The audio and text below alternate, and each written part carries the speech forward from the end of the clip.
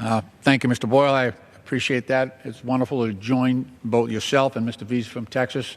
Thank you for creating the Blue Collar Caucus. I think its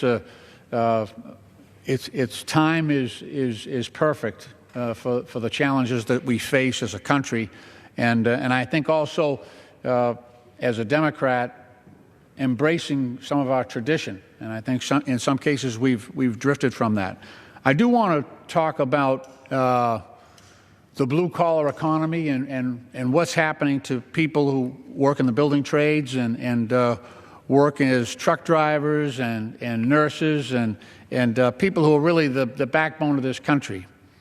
And as Brennan mentioned, I was an iron worker for about 20 years, and I know what it is when you're trying to work from paycheck to paycheck, strapping on a pair of work boots every single day. But I also want to focus tonight on one part of Mr. Trump's executive orders and policies that has really hurt people in our demographic, regular working people. And I want to speak specifically about veterans. As most people heard, President Trump, when he came into office, initiated what was called a federal worker hiring freeze, stopping any workers from going to work for the federal government. I just want to remind people out there that about 30% of those workers are veterans. So 30% of the people who go to work for the federal government are veterans. So by putting a freeze on federal workers, you're blocking that almost one-third of workers who are veterans who would be trying to go to work. Now, the federal government is expansive. That includes workers at the VA. It includes workers at the FAA. It includes workers at the Defense Department, the State Department, on and on and on.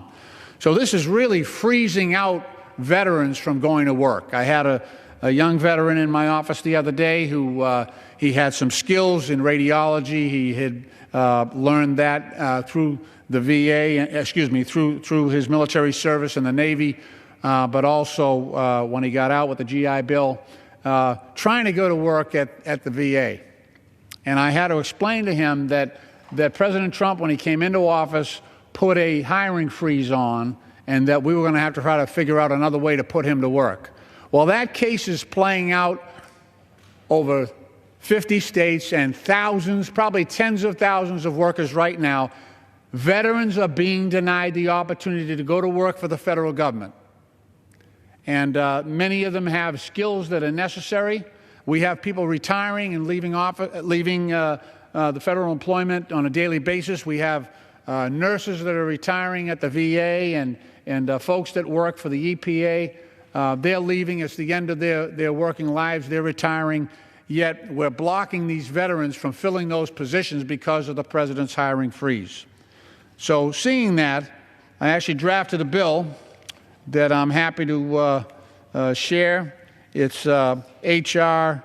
1001, and it will basically create an exemption. It will keep the president's freeze in place, except for veterans coming back from Iraq and Afghanistan, veterans who have served in previous conflicts. Anyone who was put on this country's uniform as a veteran would be exempt from the hiring freeze, so that we can do the right thing.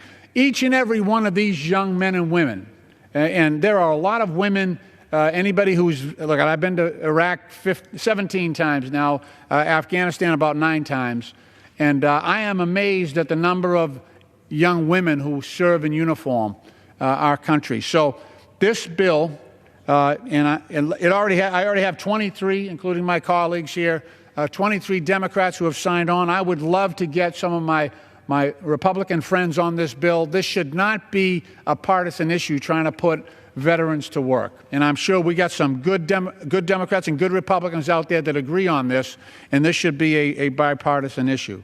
But we can stop let's be hopeful it was unintended consequences of this hiring freeze, but we can stop this by coming together, sign on to H.R. 1001. Again, I want to thank my colleagues for their advocacy on behalf of workers. I noticed today that the President's nominee for Labor Secretary, Mr. Puzder, who had a very bad record with workers, I noticed that he pulled out his he withdrew his nomination.